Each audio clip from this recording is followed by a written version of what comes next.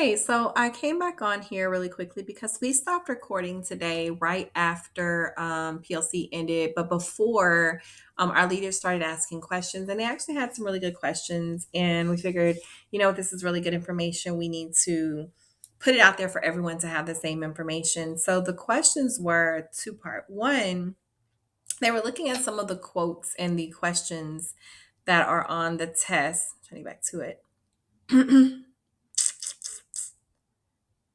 Yeah. Here we go. So they're looking at some of the quotes and excerpts that were on the test, that were test questions. And they were like, how do we get the kids to comprehend what the question is asked, what the excerpt is about?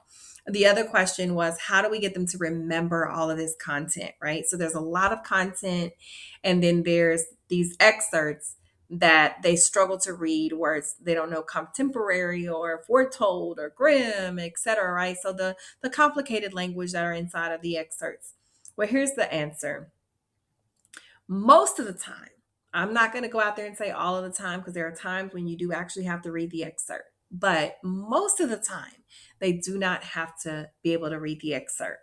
They have to know the content, they have to know the facts, right? So it comes down to what do they know, which goes back to how did you teach it? How did they learn it? Um, so in this case, they don't need to read the question. So if I were to teach John Brown comes about, he's an abolitionist that picks up takes violence against pro-slavery people who are going into Kansas to vote for Kansas to become to be a slave state. And when we learn John Brown, it would be nice if we learned John Brown using this image because one, he looks crazy, and I can't unsee this image after I see it. Two, what do I do with this image? I get kids to analyze it, right? So in this image, we can see that he has a gun in one hand and a Bible in the other. You see the Confederate and the American flag. You see dead people down here on the floor. You see a face off, between two groups of people. You can tell that they're different groups of people. You see a tornado in the back you can see Abraham Lincoln's face right there. So he's a tornado that's coming. They see him as a tornado that's coming, possibly to end slavery. So when kids are analyzing this, we go through, we pull out all of the symbolism, and then we say, based on this image, what does John Brown and abolitionists believe about the abolition movement? What do they think is necessary? And kids are going to start pulling out. They think that they have to be violent. They're going to, that it's their religious belief, all those things. But we want to pull those things together. A lot of abolitionists were abolitionists because it violated their religious belief. Some of them were pacifists and they didn't believe in violence. So they may be helping people on the Underground Railroad. But there are other people like John Brown who felt like, you know what, the only way to put this down is to actually put this down.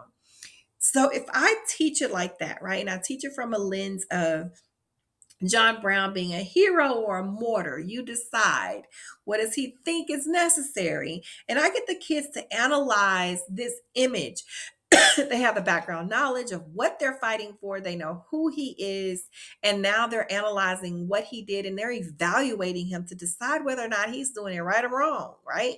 What does he believe and is he right or wrong? If I do that, and then I get to this question and I see John Brown's name, first of all, I got an image of John Brown the same way you have an image of a banana. You know what a banana looks like. You have something that's stuck in your head. And even though the image isn't there, I can remember John Brown with his raging hair, his gun in one hand, his Bible in the other. Can you see it yet? The bodies that he's standing on top of, and the tornado brewing in the back, and he taking up arms against slavery. So when I go to read this, what action prompted the newspaper's claim that John Brown's raid advanced the cause of disunion? Disunion, as in like sectionalism, as in like the Civil War.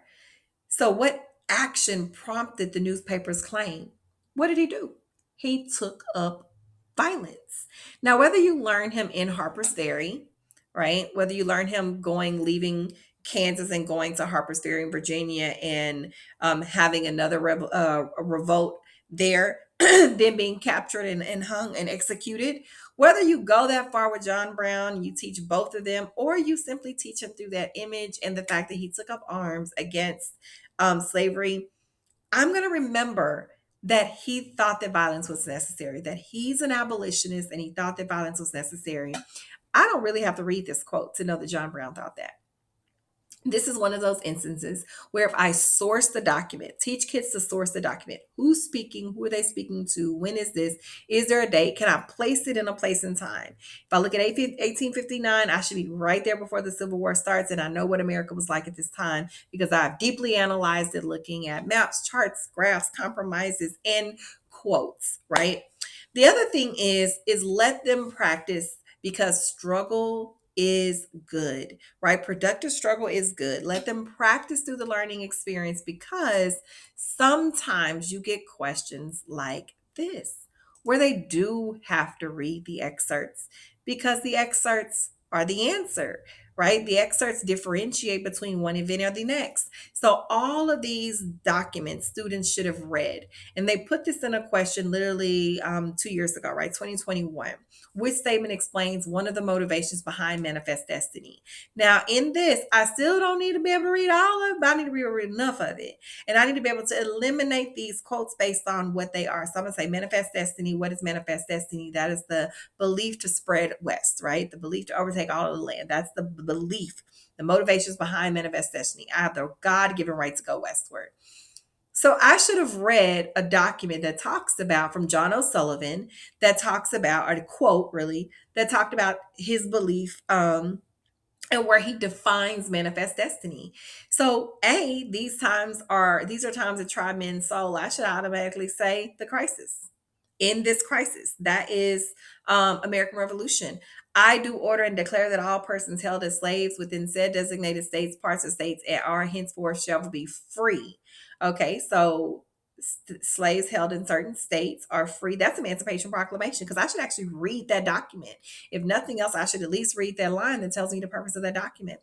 And the claim is by the right to overspread and possess the whole of the continent which Providence has given us. If all I see is overspread and continent, overspread, possess, and continent, I should be able to say that that's manifest destiny because I know what manifest destiny is.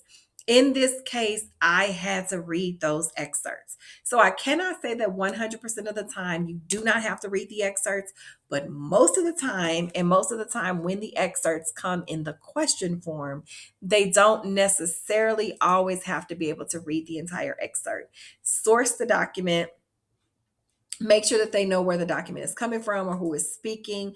Contextualize it. Is there a date? Can you put it in a place and time, and can you make sense of it, right? But there are times you have to be able to read it, but most of the time they don't. So it's in the way you teach it. The other question was, how do we get them to remember this information?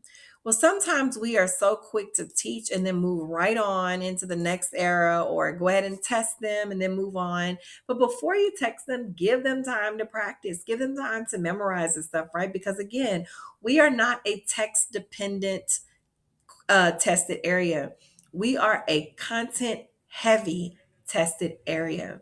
So, how much of this can you thematically pull together to where kids can see the themes throughout? They can make connections, um and how many ways can they review it? So there are a couple of examples. So one of the things we went over in PLC today was, I put this at the end because we want them to be able to get repetition, sorting, categorizing, matching, right, making connections. So if I can take these star review headlines and over the specific topic that we just talked about, and I get kids to use these little news headlines. Again, this is a practice for not really reading the whole thing, but just knowing what it is. So in 1850, agreement makes California the 31st state. I should know that that's compromise of 1850. But if I don't, I should read a little bit more, and I should be able to get more out of it, right? I can ask questions, have the kids ask questions, ask each other questions. They can predict what's going to happen next off of this particular slide, but giving them the opportunity. So there are a number of slides that are in this particular chunk that will review the content Another thing that they can do is sorting cards. So there's also review material in the curriculum. I just chunked out the pieces of the folder, the table folder that has the memory pieces. These are the documents that we just studied in this era that we talked about today, and giving them a chance to just match them up. They've got to match up 5 or 6 documents with each other, to know what did they do, right? Just start there with knowing the facts and then make the connection. So if I want to say, let's say, the Compromise of 1850 and the Missouri Compromise, or the Kansas Nebraska Act and the Missouri Compromise, how are they connected? The Dred Scott case and the Missouri Compromise, how are they connected? Match them up first and then talk about how they're connected. The Dred Scott case makes the Missouri Compromise unconstitutional. The Kansas Nebraska Act overturns the Missouri Compromise because it gives them popular sovereignty in the area above the 3630 line. So if kids can say that, right? That's higher than just what's on that card, but they use the card as a jumping point, giving them time to process content. How many opportunities do you give students time to process content before you move on to the next thing? So those are 2 big leverage pieces that we gave the leaders that stayed on after PLC today, that we wanted to add on here in case you guys need that information or have those same questions. How do we get them to comprehend the quotes? They do need to practice it, but on the test, they don't always have to be able to read those quotes. They need to source it, know what it's from, who's talking, and be able to see the content that they need to know. What do they know about that content? And then find the answer the question that way. And then sometimes they do. And through that practice, they should be able to look at those very short excerpts that are given to them and be able to figure it out. What do I know in this quote, right? Now, what I don't know, look for it. What do you know? That's always the focus, even in the content. And then lastly, how do we get them to remember it? Giving them opportunities to practice, make connections, do repetition, such as sorting, categorizing, matching, and making connections. Even having them tell stories, etc. Having them deeply conversate about topics helps them interpret the topics later. I hope this helps you.